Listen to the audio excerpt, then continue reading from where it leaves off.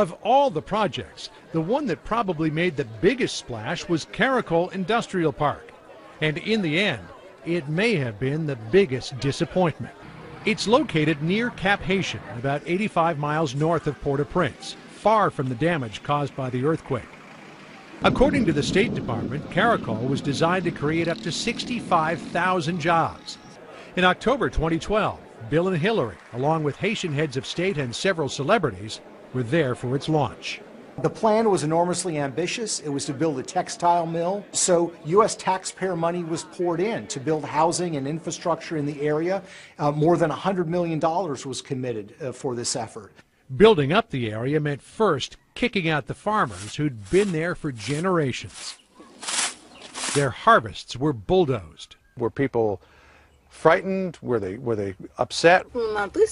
Everybody was basically in shock, not understanding what was going on, with their hands in the air and screaming and crying. Did you talk to them? Did you ask them what they were doing?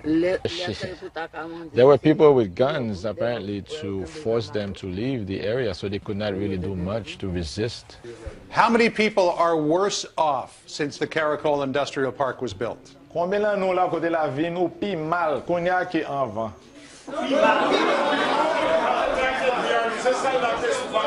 did contact the biggest tenant here, the textile company, but so far they haven't gotten back to us about paying them a visit. I was able to round up a worker at Caracol. I can't identify him, however, because he's afraid of losing his job. He works from 6:45 in the morning till 5 p.m., getting paid 225 gourds a day, which is about $5 US.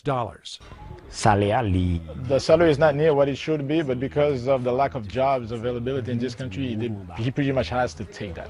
How would he describe the working conditions? Conditions are very, very, very tough. Basically, everybody is pretty much frustrated in relations to the workload and what they're getting paid. But again, it's basically take it or leave it type of situation. He's still hopeful the future will hold more for him, but at present, Caracol is hardly the economic salvation originally promised. Not only don't the jobs pay well, but there are only about 5,000 of them, not anywhere near as many as expected. The State Department says those jobs will materialize eventually, in a decade or so. In the meantime, who is the project helping? Well, a few American companies are benefiting from the cheap Haitian labor. The three biggest beneficiaries were actually three retailing companies closely tied to the Clintons: Gap, Target, and Walmart. A lot of money was given to Haiti after the earthquake.